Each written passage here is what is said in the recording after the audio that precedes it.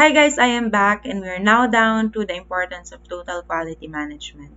Same instruction applies. I'd like you to participate by typing your answers on the comment section. So the first importance is that TQM ensures quality products and services. The quality of a product can be measured by its performance, durability, and reliability. As such, quality differentiates an organization from its competitors. You know what? People would say, um, I cannot practice quality or it's hard to practice quality for now. But you know what? When you practice it now, you will reap so many benefits in the future. When customers feel that they can count on the consistent quality of your products, what happens? They're more likely to give you their repeat business or repeat uh, uh, orders. No, consistent quality takes hard work, attention to detail, and even systems for monitoring and assessing whether your product meets the standards you have set. No, quality control comes in. It's an ongoing process that touches everything from purchasing to marketing to manufacturing and to distribution. No, it's quite hard. Ang dami kong aspects na sinasabi: manufacturing, purchasing, distribution. But you have to start practicing quality in your lives muna. No, it's the somehow the first step that you could do. Practice quality in your daily lives. If you have business, practice it there. If you are an SK chairman, practice it in your operations.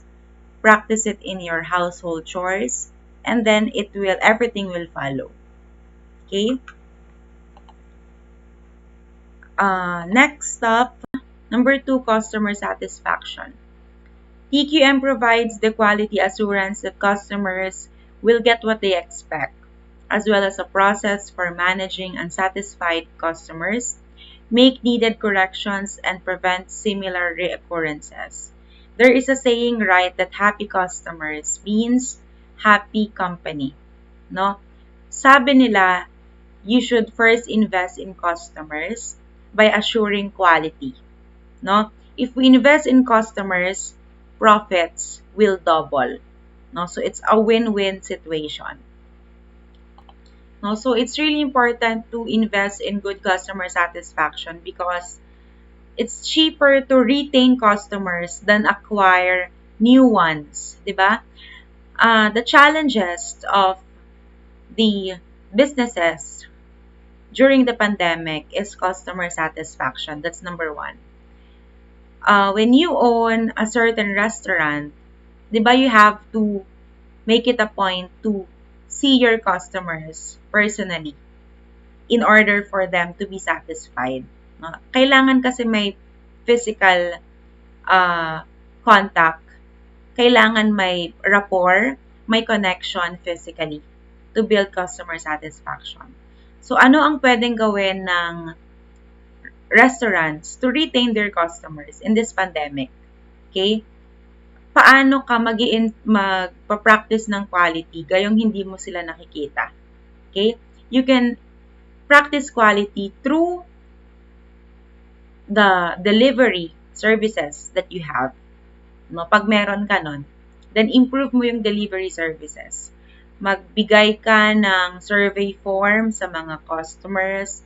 You improve the delivery services through the speed, through the prompt and courteous delivery workers.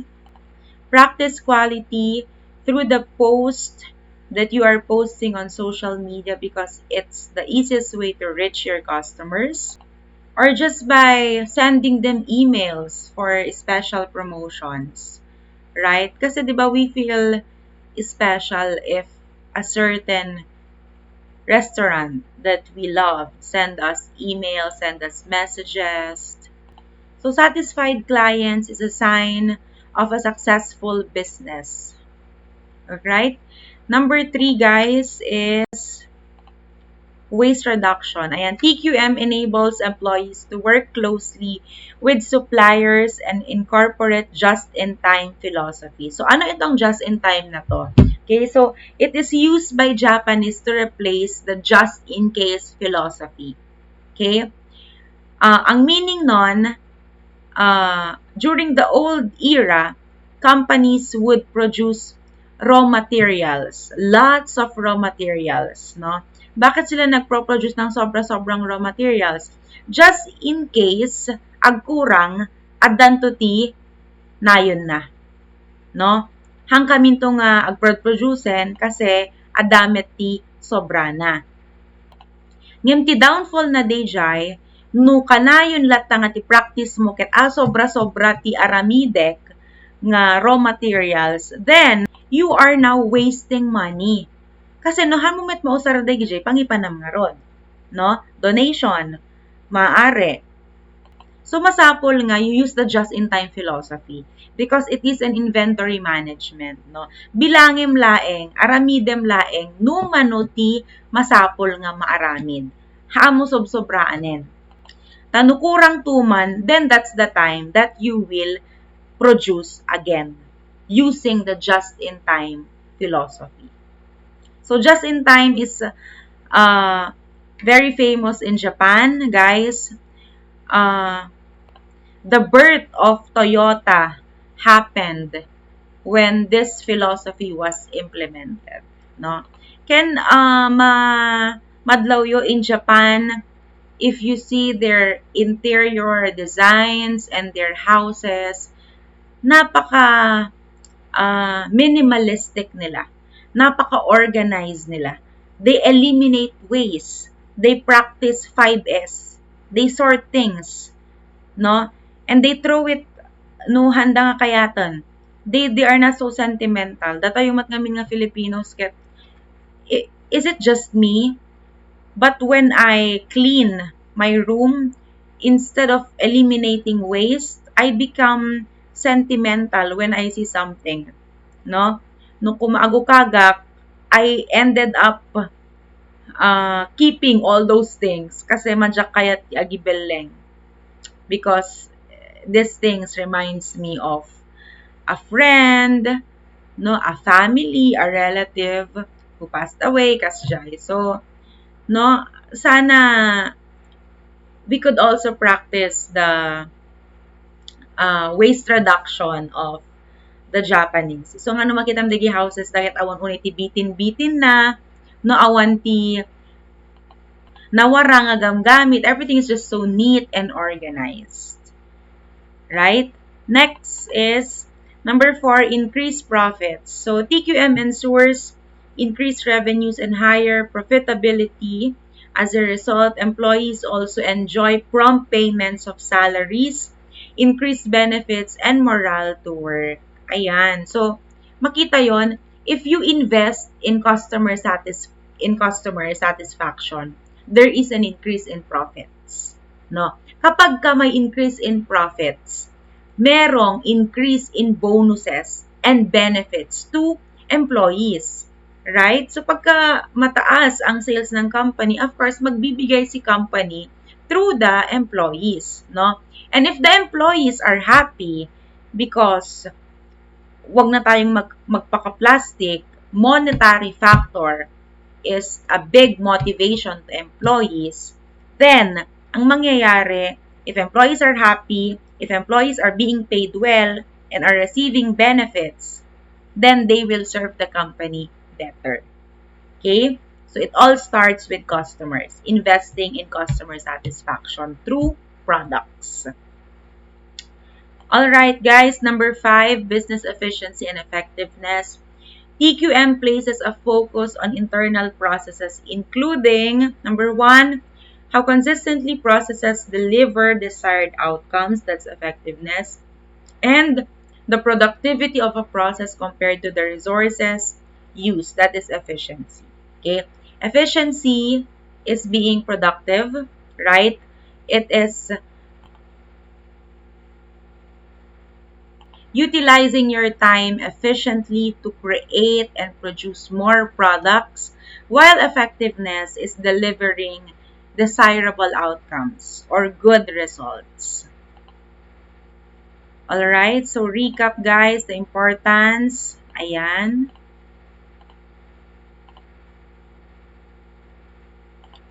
Okay, in summary, when the importance of TQM are employed, profitability is increased while waste are minimized. Teamwork is also boosted and staff are motivated to perform their duties and the company achieves long-term efficiency and effectiveness. No? So, makita yon guys how important TQM is and how it affects the company as a whole. No? From the product to marketing, not to customers, to teamwork, to employees working, and to the long-term efficiency and effectiveness. Okay?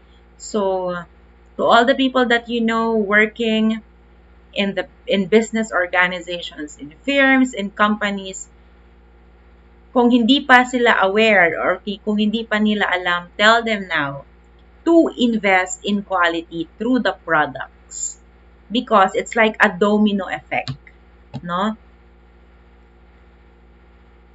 Everything will be affected positively if you invest quality.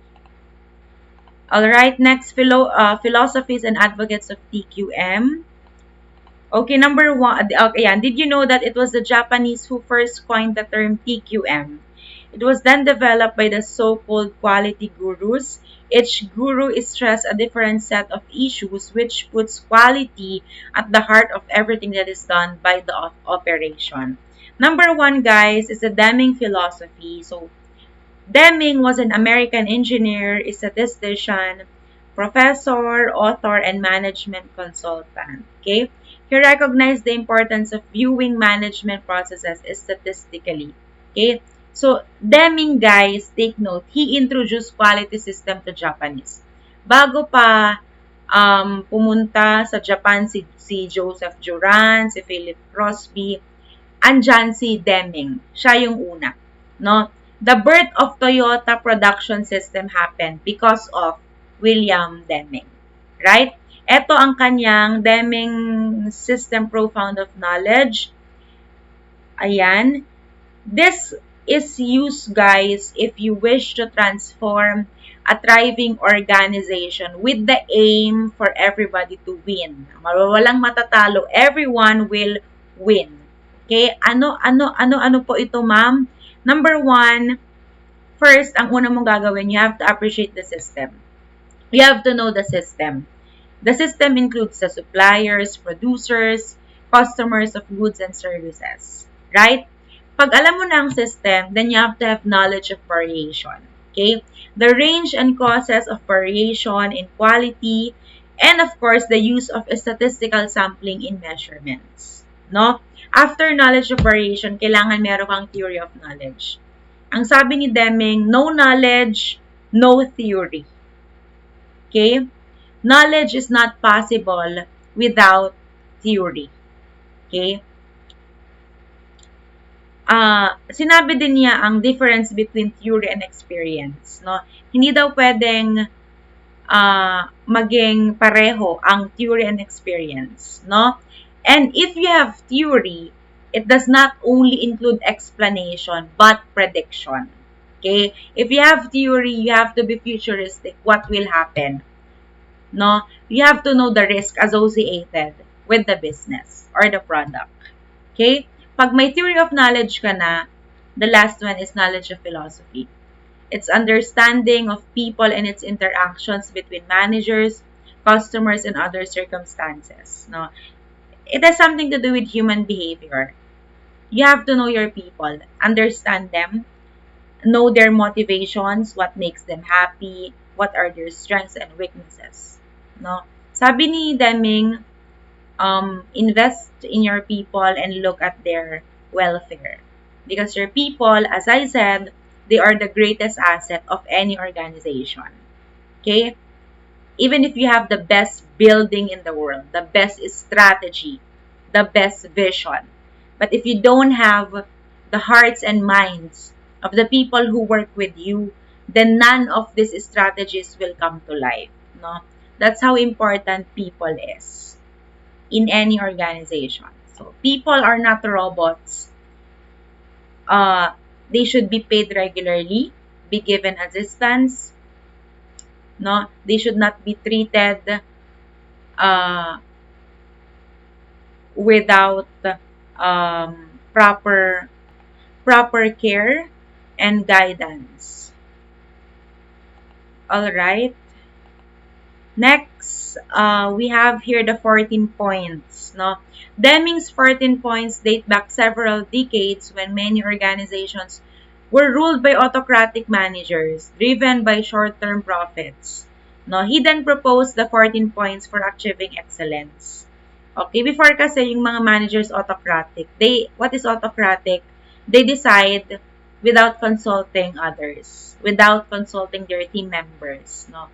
Di sila democratic, no? Kung ano yung gusto nila sa isang bagay, sa isang operations, they decide it on their own. Okay? Number one, ang first point is, kailangan daw create consistency of purpose. A purpose means an organization must define its vision, mission, and values and provide long-term direction for its management and employees. Deming believed that businesses should not exist simply for profit because uh, employees are also social entities whose basic purpose is to serve the customers. Number two, adopt new philosophies. New philosophies means being prepared for a major change in the way business is done. And it's about leading, no, not simply managing. Number three, cease inspections and require evidence. No? Deming knew that inspection had been the principal means to quality control. Sabi niya, gusto niya ng daily inspection where you acknowledge that defects are present. No? You should encourage production of defective products by letting someone else catch and fix the problem. Number four, improve quality of supplies. Ayan, Deming urged businesses to establish long-term relationships with few suppliers. Ayaw niya ng ang dami-dami mong ino-ocular na suppliers. Gusto niya yung konti lang yung partner mo, supplier mo, because it leads to loyalty and opportunities for mutual improvement. Okay? Number five, continuously improve production. Ayan. So, continuously improve your processes, your systems, no? Deming promoted the PDCA cycle. Okay, ang PDCA cycle, we will discuss it on the next unit. It's an approach to process analysis and improvement. Number six, ensure employees are educated. Ayan, people are an organization's most valuable resource. Now, sometimes they want to do a good job, but they often do not know how. That's a sad truth. So management must take responsibility in allowing them to grow by sending them on a training. Okay? Seven, supervisors must help staff. No, do not simply supervise, right? Let's provide support and resources so that each staff can do his or her best. No? Be a coach instead of a policeman. Diba? Figure out what a person actually needs to do his best. Okay? 8, drive out fear. Ito, allow people to perform at their best by ensuring that they're not afraid to express ideas or concerns. Number 9, eliminate boundaries. Ito, build the internal customer concept. Ano tong internal customer concept na ito? Recognize that each department or function serves other departments that use their output. Number 10, no slogans. What do you mean by this? Let people know exactly what you want. Don't make them guess. No? Amo yung digijay slogan ng excellent is service. No? It's very general. Hamo no ayanot excellent nga kayat da nga ubraen. amo no ana nga klase nga service, right? What does it mean, right? How is it achieved, no? Now, make clear and specific slogan. Madikayat ni Deming T slogan nga generic. Okay? You should specify and make it concrete and clear. Number 11, guys, no numerical standards. No? Look at how the process is carried out. Not just the numerical targets, number. No? Look at the process, not on numerical standards. Number 12, cultivate pride. One moment. Cultivate pride in work. No? Allow everyone to take pride in their work without being rated or compared. Number 13, encourage self-improvement. This is the role of the managers. Encourage people to learn new skills to prepare them for future changes and challenges.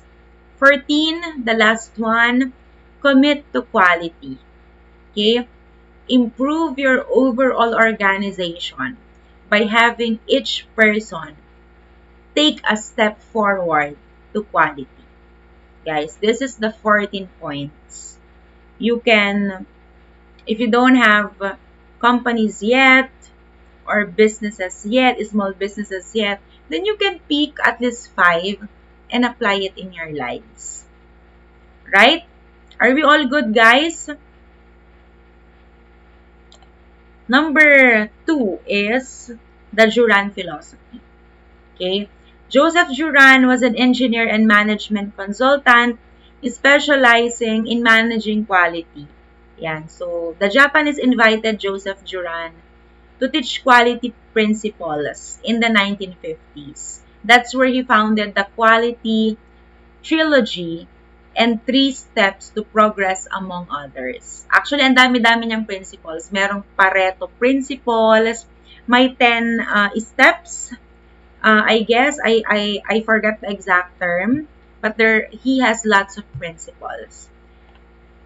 Number 1, guys, is it's the Julian Trilogy. So it's a universal way of thinking about quality.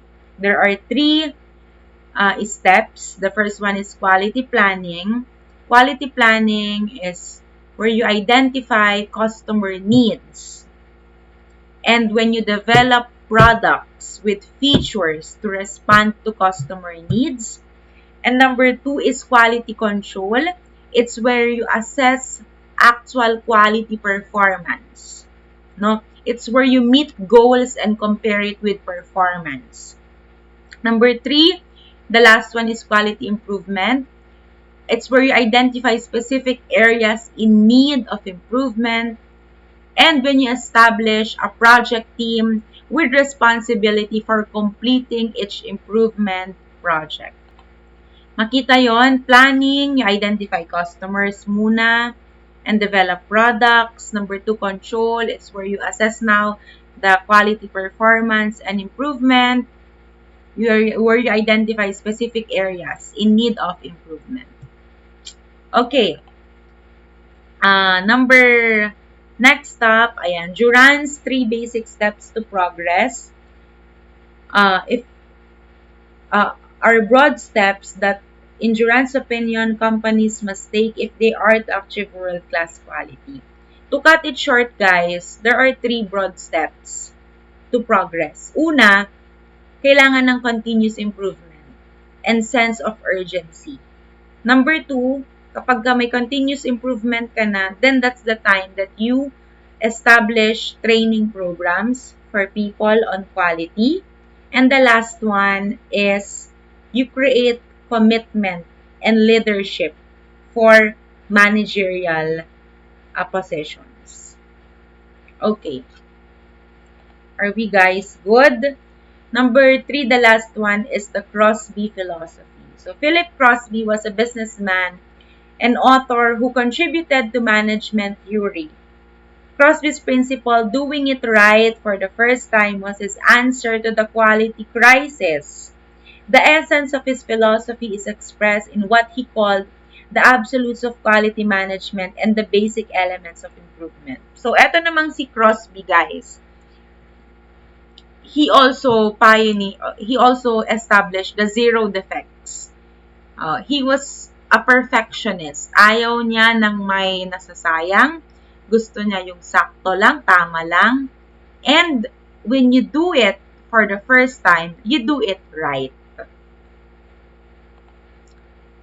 Nakabutbuteng ni Philip Crosby ayakas lang, there's no room for mistakes. Okay? Crosby says that any money spent on quality improvement is a money well spent. No? Kahit gaano pa ka-expensive yan, pagkatungkol sa quality, it's a money well spent. Ang unang, the first absolute is quality is conformance to requirements. No? Narinig nyo na yan kanina, it means that the idea behind achieving quality is not simply to create products. It's following a certain requirement that is part of the product to ensure standard high quality. Number 2, create quality by prevention, not appraisal. Tama naman. In order to be certain that the quality is met, it should be integrated in the product even before the production. No? Prevent it now. No? Prevent it before the production. Tapno awanti masayang. No? Number 3, zero defects means achieving a perfect product. Talaga nga ma-pressure ka no ni Crosby manager mo kasi he wants it perfect. Number 4, measurement of quality is the price of non-conformance. Okay? In order to measure quality, companies need to focus on the price of non-conformance, which is called the cost of quality, is a measure of the cost associated with producing a product of low quality. Alright? So these are the 4 absolutes of quality management by Philip Crosby. Next, ayan, another 14, guys. Kung may 14 points si Deming, meron ding 14 steps to quality improvement. Si Crosby, ayan. Let's take a look at his 14 steps. Number 1, management commitment. Okay? Make it clear that management is committed to quality for the long term. Okay? Number 2, quality improvement team. You form quality improvement team from representatives for each department. No? Kailangan daw may committee for quality. Number 3, quality measurement. Determine where there is room for improvement and where potential for improvement exists. Alauray met gayam zero defects ni kayat ni Crosby kayat nalatagayam nga adati quality measurement. Number 4, cost of quality evaluation. Of course, you need to explain how the cost of quality figures into the overall company plan. And number 5, quality awareness. Make quality a central awareness to employees. Number 6, corrective action. Take immediate action to correct problems identified. Number 7, zero defects planning. Okay, established a committee for the zero defects program. Sometimes, no, it takes a special committee or a task force to implement something. Okay? So, as a manager, you choose the people who has the potential to do the zero defects planning. And they will form a committee to combat zero defects. Or to promote zero defects, not combat, sorry. Number 8, quality education. Ayan, dyan pumapasok si training. You train employees to carry out their responsibilities in the quality program. Number 9, zero defects day. Kailangan daw merong happy zero defects day where all employees will not make mistakes, will make a perfect product.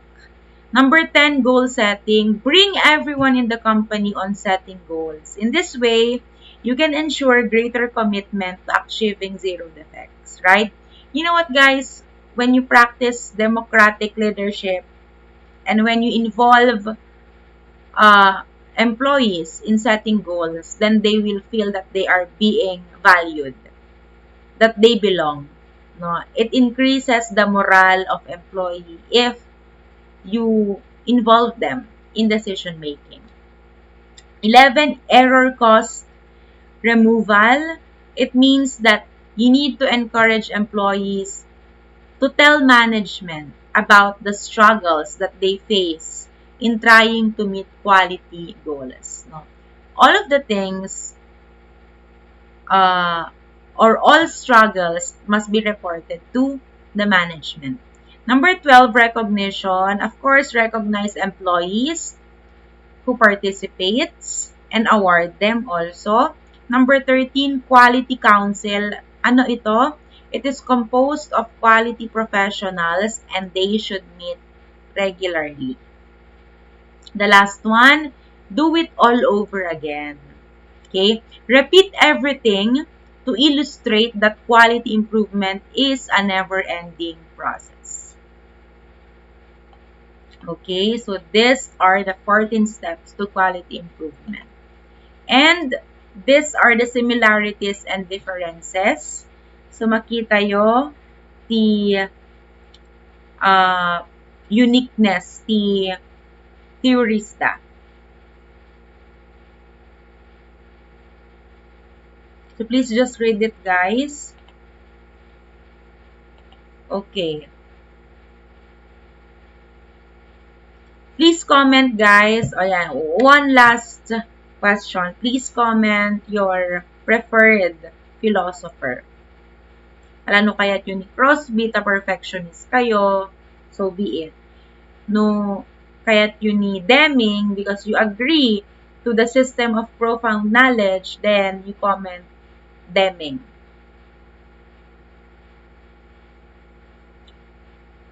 Okay? Who is your preferred philosopher? Ada kumapay ti why na ngem haanen. I-explain nyo kumapay ngem haanen.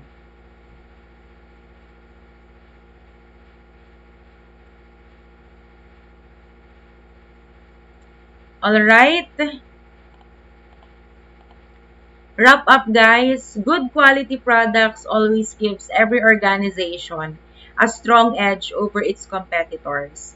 TQM says that quality management is never a temporary phase that ends when it achieves its targets. It is, in fact, a permanent process that happens all the time. Numan adda ti haampulos nga malpas, ket it is practicing quality all over again. Okay? Because we are all fond of change. Therefore, quality will always a never-ending phase. Okay? I would like you to leave a quote by William A. Foster. Quality is never an accident. It's always the result of high intention, sincere effort, intelligent direction, and skillful execution. Questions, clarifications, please comment below or message me if you can. You're always free to message me. I will always reply to you guys. These are my references. You can search them if you like. That's a wrap. You are now ready to unlock your quality principles in the first activity. I guess you already unlocked your quality principles. Yeah.